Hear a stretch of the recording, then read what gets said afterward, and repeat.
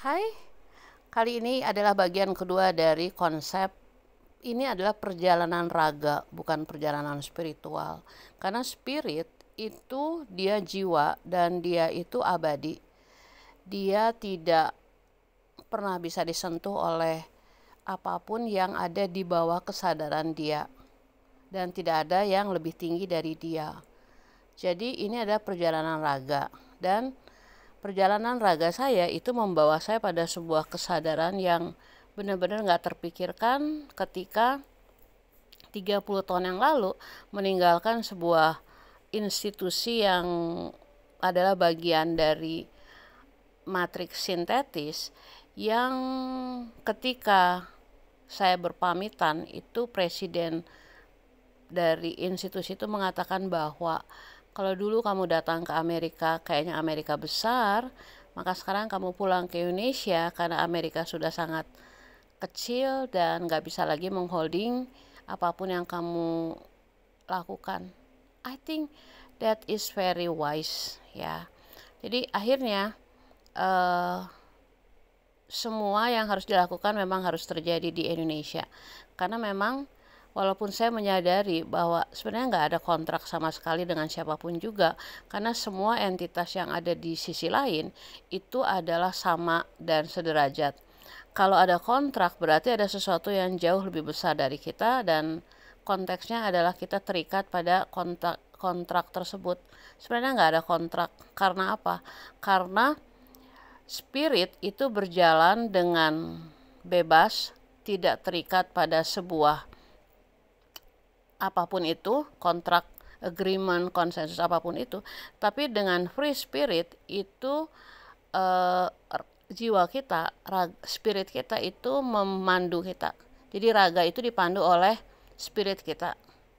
Mungkin ini sesuatu yang sangat revolusioner karena akan sulit untuk bisa menerima realita bahwa kita nggak bertanggung jawab pada apapun, entitas apapun, dalam tanda petik Tuhan apapun, federasi apapun di sisi lain. Karena kita itu independent, individual, intelligent, infinite, eternal creator. Nah, dengan konteks itu, lalu saya mulai menyadari bahwa ada sesuatu yang terjadi dengan raga ini beberapa hari terakhir ini. Dan koneksitas dengan dunia di luar saya semakin lama semakin kecil ya. Jadi saya sangat bersyukur untuk masih terkoneksi dengan YouTube ini, dengan mereka yang terkoneksi aja sih. Nah, jadi ini adalah cerita bagaimana cara ngebreak teknologi kubus hitam ya. Jadi di bagian pertama saya sudah sedikit menyinggung bahwa kita ada dalam sebuah matriks artifisial yang dikontrol oleh teknologi kubus. Teknologi kubus ini sangat-sangat canggih, sangat-sangat powerful, sudah berlangsung ribuan tahun dengan pusatnya yaitu Saturnus atau namanya kubus kesatria hitam.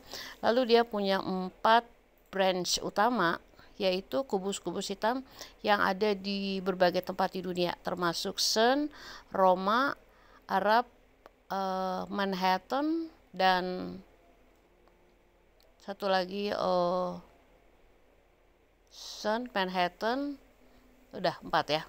Nah, lalu bagaimana cara untuk ngebreak teknologi tersebut?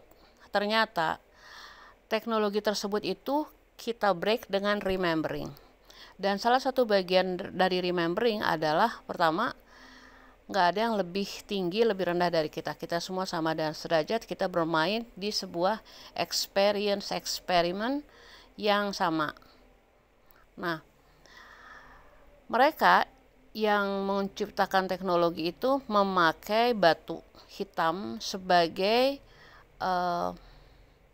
pusat data, uploading, downloading, distributing, deleting, creating data.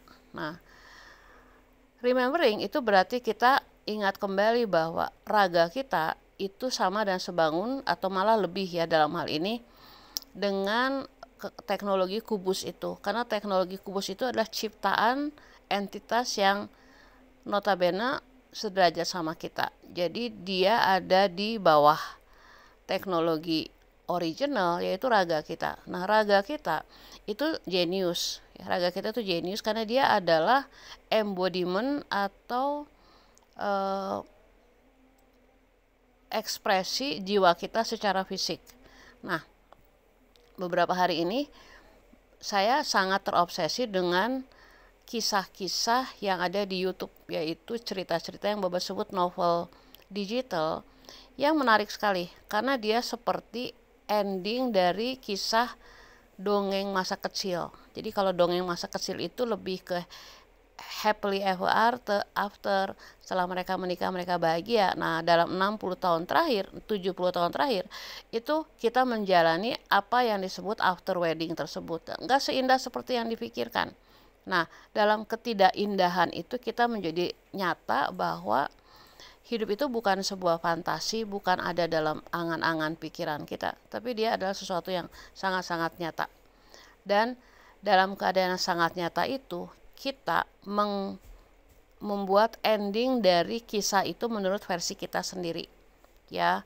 Nah, digital novel itu dia semacam representatif dari apa yang sudah terjadi bagi beberapa orang yang sudah mengalami sebuah proses transformasi, ya. Lalu mereka menulis ending itu lalu dikembangkan oleh AI, lalu dibuat berbagai macam platform dengan berbagai macam tema, tapi intinya sama. Intinya bahwa setelah usia 60 ke atas itu para pemain utama itu menolak untuk menjadi korban daripada generasi selanjutnya yang masih berproses untuk menemukan happily ever after.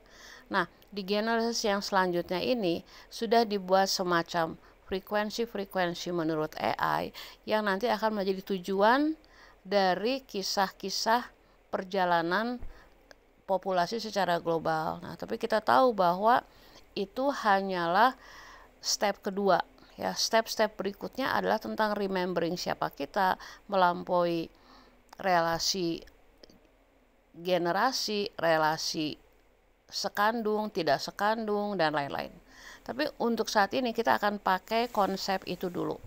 Bahwa sekarang itu AI, teknologi itu sudah membuat semacam platform yang mengarahkan kebanyakan orang yang menonton digital itu untuk menyadari bahwa mereka tidak lagi menjadi korban, which is very good, tapi tetap ada dalam sistem yang dikontrol oleh kubus. Ya, misalnya ada dendam, ada revenge, ada kata-kata yang seakan-akan indah, poetik, religius, spiritual, tapi sebenarnya masih dalam dualitas konfliktual. Karena ada yang disebut pemenang, ada yang kalah. Nah, teman-teman, lalu apa yang kita lakukan dalam konteks remembering? Ini yang terjadi pada pengalaman saya beberapa hari ini.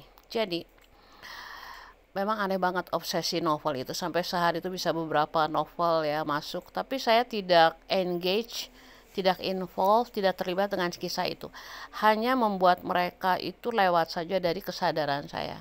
Sampai suatu hari, 2 hari yang lalu, tiba-tiba cakra mahkota saya terasa sangat-sangat bergetar dan ada rasa sakit gitu. Ini sudah terjadi sekitar 2 minggu sebelum pulang dari Bali, tapi kemarin itu rasanya itu kayak ada yang bolong, ada yang bocor, ada yang pecah. Saya pikir nih apa ya.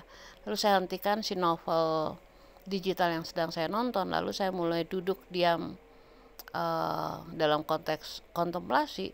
Lalu saya mulai menyadari bahwa remembering itu artinya bagaimana caranya kita ngebolongin teknologi artifisial itu.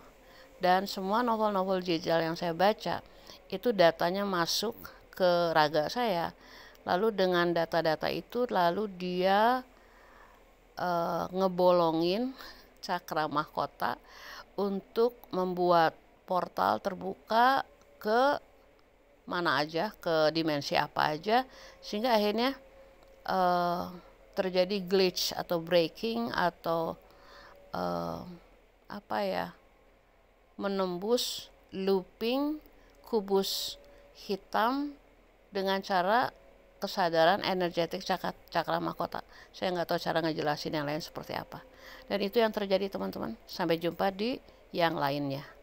Saya mengajak teman-teman untuk terus menembus teknologi kubus hitam dengan cara terus terkoneksi dengan raga kita. Karena semuanya itu terjadi dan dilakukan melalui raga kita. Kita sangat-sangat powerful. Oke, sampai sini saja. Rahayu.